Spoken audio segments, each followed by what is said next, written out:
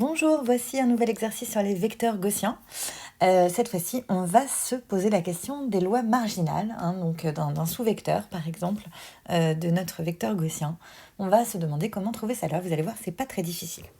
Alors, on prend x qui vaut x1, x2, x3, x4, donc un vecteur gaussien de R4, qui a une moyenne, donc le vecteur 3, moins 2, 1, 4, et la matrice de covariance sigma x que je vous donne ici. Donc pour rappel, sur la diagonale, vous avez les variances, donc variance de x1, variance de x2, variance de x3, variance de x4, et aux autres endroits, vous avez les covariances, et quand vous avez un 0, ça veut dire qu'il y a indépendance.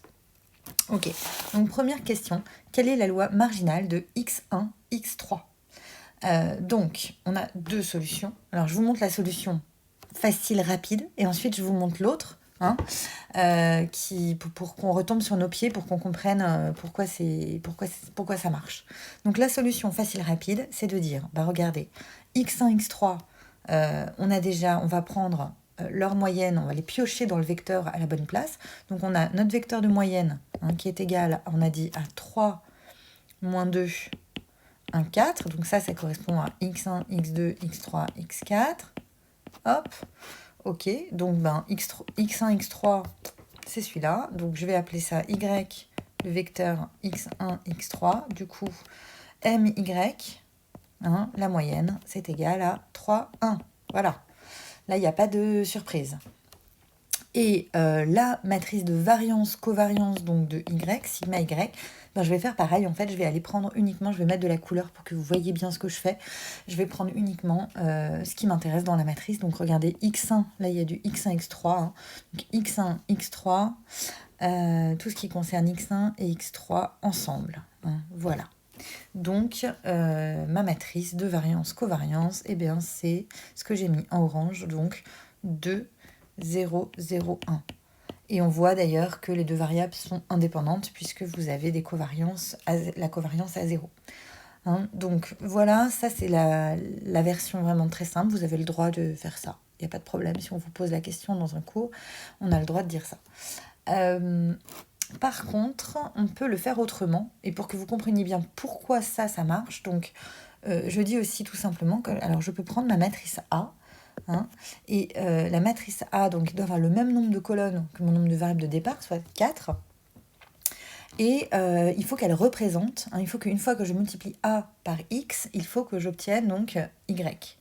Donc si vous regardez, alors je l'écris, puis ensuite on verra pourquoi ça marche. Hop. Alors, si vous regardez, Y, qui est égal à X1, X3, c'est bien égal à A fois X. C'est-à-dire que, regardez, A, je prends x1 ici, plus 0x2, plus 0x3, plus 0x4. Donc là, ça compte pas. Et ensuite, ici, je prends 0 fois x1, 0 fois x2, 1 fois x3 et 0 fois x4. Donc, j'ai bien x1, x3 à la fin dans ma matrice. D'ailleurs, hop, il faudrait le mettre pour bien faire, pour que ce soit juste ce que je raconte. Il faut le mettre comme ça. Ok. Donc, du coup...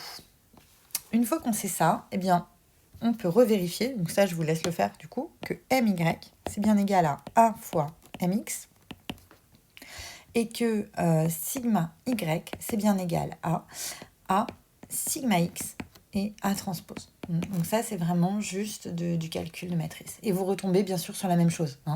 Le résultat c'est qu'il faut que vous retombiez sur ces deux machins-là. Voilà. Alors, deuxième question qui n'a en fait rien à voir. Indépendance.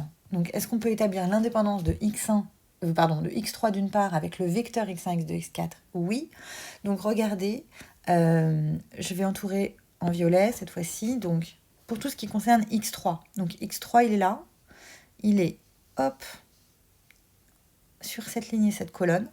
Regardez, il y a des zéros partout, sauf pour sa variance. Donc le 1 représente la variance de x3, et sinon il n'y a que des zéros partout. Ça veut dire que x3 est indépendant à la fois de x1, de x2 et de x4, et donc on a le droit de dire que x1 est indépendant du vecteur x1, x2.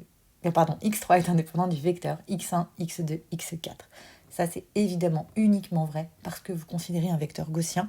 Et donc, le fait d'avoir une covariance nulle vous indique que vous avez indépendance. Ce n'est pas vrai dans le cas général. Voilà, j'espère que ça vous a éclairé.